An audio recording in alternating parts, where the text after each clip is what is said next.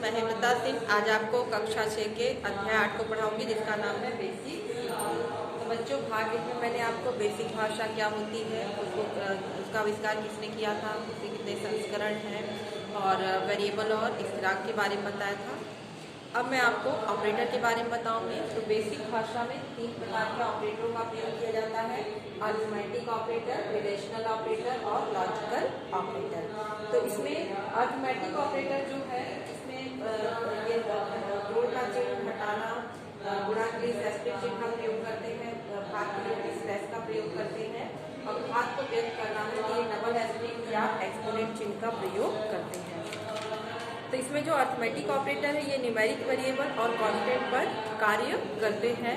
अब जैसे हमको 2 या 2 से अधिक संख्याओं के मान को जोड़ना है तो हम जो है इसमें a लिखा 2 + 3, तो इसका रिजल्ट जो हमको इसका आउटपुट प्राप्त होगा वो क्या प्राप्त होगा 5।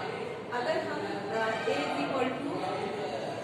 b + c लेते हैं और इसमें जहाँ पे हम b = 5 लिया हमने और c की b = 5 और c = हम 4 लेते हैं। तो यहाँ पे b + c अगर हम देखते हैं तो 5 + 4 इसका रिजल्ट हमको 9 प्राप्त होता है। तो इसी तरह से अगर हमें घटाना करना है तो घटाना के लिए अगर हम x जैसे हमने लिखा 5 - 4, तो ये रिजल्ट हमको 1 प्राप्त होगा। इसका आउटपुट 1 आएगा क्योंकि 5 में से 4 घटाने पर 1 मिलता है। लेकिन अगर हम फॉर्मूले के थ्रू भी इसको घटा सकते हैं। z हमने z - y रखा है और जहाँ पे अगर हम z = 10 ले लेते हैं और y = हम ले लेते हैं 5, तो इसका जो रिजल्ट आएगा 10 - 5 हमको 5 प्राप्त होगा। तो इस तरह से हम घटा सकते हैं इसमें। अब अगर हमें गुणा करना है तो जैसे हम यहाँ पे x = ये 5 * 4 थे, तो इसका रिजल्ट हमको 20 प्राप्त होगा। 5 का 20 होता है।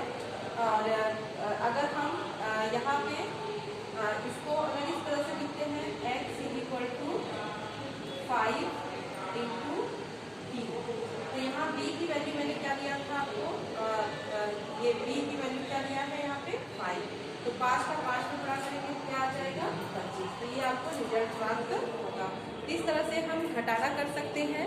और यदि आपको भाग करना है तो भाग देने का प्रयोग भी हम कर सकते हैं। जैसे हमने लिखा z = x/5, तो z जब आप x/5 लिखते हैं तो x की वैल्यू यहाँ पे हमने हमारी क्या आई थी, z - y किया था, तो यहाँ पे रिजल्ट क्या मिला था हमको 5, तो 5/5, तो इसका रिजल्ट जो है हमको 1 प्राप्त।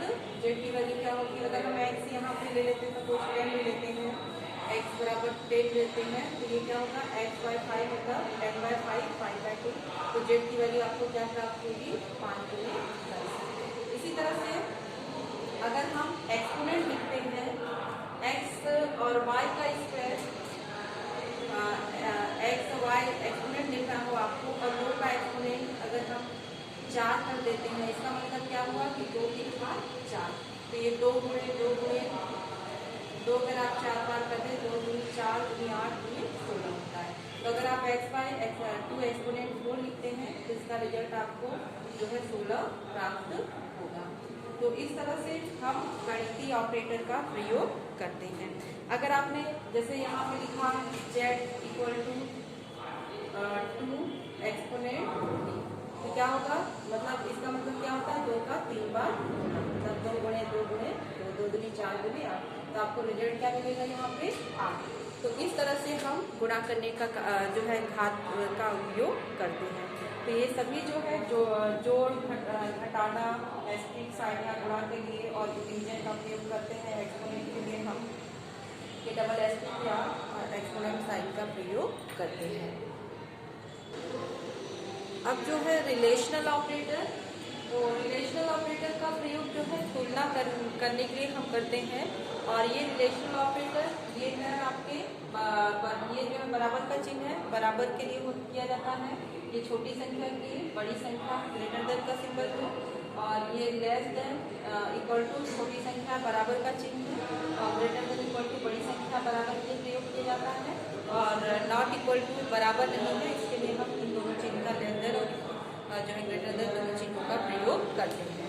तो ये सभी जो है रिलेशनल ऑपरेटर हैं। जैसे यदि हम जो है उदाहरण से इसको सॉल्व करते हैं, यदि हम a बराबर b रखते हैं और जहाँ पे अगर हम वैल्यू देते हैं कि a की वैल्यू जो है हम लेते हैं और b की वैल्यू जो है हम 3 ले लेते हैं। a बराबर 2 है, b बराबर 3 है। तो अगर हम a बराबर b करते हैं तो क्या होगा 2 = 3। ये क्या है, ये रॉन्ग है। तो यहाँ पे जो रिजल्ट क्या आएगा आपका आउटपुट क्या मिलेगा आपको, ये इसी तरह से लेस देन का अगर हम प्रयोग करते हैं, यदि उपयोग करते हैं यदि इस अगला छोटी संख्या का यदि a is less then b, तो a की वैल्यू क्या है आपकी 2 है और b की वैल्यू है 3। a is less then b, तो इसका रिजल्ट क्या मिलेगा आपको 7, क्योंकि a का मान जो है b से छोटा है। इसी प्रकार से अगला है यदि a is greater then b, तो यहाँ पे a तो 2 है और b क्या है 3। तो ये रिजल्ट भी आपका गलत होगा। क्यों? क्योंकि a जो है लेस देन b है, यहाँ पे ग्रेटर है, इसलिए इसका रिजल्ट हमको क्या मिलता है असत्य। ये जो हमारा इक्वेशन है वो क्या है, क्योंकि हम a का मान 2 लिए हैं, b का मान 3 लिए हैं। इसी तरह से यदि हम लेस देन इक्वल टू का प्रयोग करते हैं कि छोटी संख्या बराबर है, तो यहाँ हम लिखते हैं a is less than equal to b, तो a इसका मतलब हुआ कि 2 is less than equal to 3। तो यहाँ पे हमको मान सत्य प्राप्त होगा, क्योंकि a या तो छोटा है बराबर, तो a की वैल्यू क्या है छोटी है। इसी तरह से अगर हम a is greater than equal to b लेते हैं, मतलब जो है बड़ी संख्या या बराबर है, तो हमको क्या प्राप्त होगा असत्य, क्योंकि a न तो बराबर है न तो बड़ा है, क्योंकि 2 is greater than equal to a क्या है न तो 2 से बड़ा है न तो बराबर है। इसका रिजल्ट हमको क्या मिलेगा सत्य। तो इस तरह से हमें परिणाम प्राप्त होता है। और यदि हम इस तरह से लिखें कि a बराबर नहीं है तो 2 बराबर नहीं है, ठीक है, इसका मतलब क्या हुआ, ये रिजल्ट क्या मिलता है हमको सत्य, क्योंकि 2 जो है b से छोटा है। तो इस तरह से हम कंपैरिजन ऑपरेटर का प्रयोग करते हैं, रिलेशनल ऑपरेटर का प्रयोग करते हैं। अब जो है आता है हमारा लॉजिकल ऑपरेटर। तो लॉजिकल ऑपरेटर 3 प्रकार के हैं, एंड ऑपरेटर, और ऑपरेटर और नॉट ऑपरेटर। तो जिसमें हम सबसे पहले बात करते हैं एंड ऑपरेटर की। तो ये जो एंड ऑपरेटर ये 2 एक्सप्रेशन के बीच तार्किक संयोजन बनाता है, और यदि दोनों एक्सप्रेशन सही है तो इसका परिणाम सत्य आता है। तो ये एक्सप्रेशन के बीच तार्किक संयोजन बनाता है, अगर दोनों परिणाम सत्य होंगे तभी ये सत्य होगा।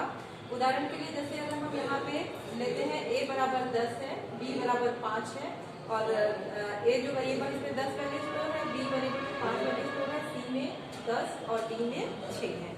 अगर हमने एक्सप्रेशन लिया, यदि कंडीशन लिया कि a बराबर b and c is greater then d, तो यहाँ पे a बराबर b आप देखिए a 10 है, b 5 है, ये क्या हो जाएगा गलत हो जाएगा। इसी तरह से c is greater then d, ये तो सही है कि c की वैल्यू 10 है, b की वैल्यू 6 है, तो c is greater then d, ये सही है, लेकिन रिजल्ट क्या मिलेगा हमको गलत मिलेगा।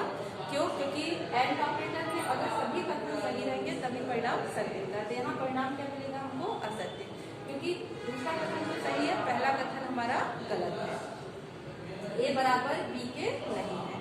इसी तरह से अगर हम दूसरा स्टेटमेंट कंडीशन ये लेते हैं कि a is greater then b, तो यहाँ पे a is greater then b and c is greater then b, तो a की वैल्यू 10 है, b की 5 है, तो a is greater then b, ये कथन सही है। और यहाँ पे c is greater then b मतलब 10 जो है 6 से बड़ा है, तो दोनों ही कथन यहाँ पे सही है, इसलिए इसका परिणाम क्या मिलेगा हमें? सत्य।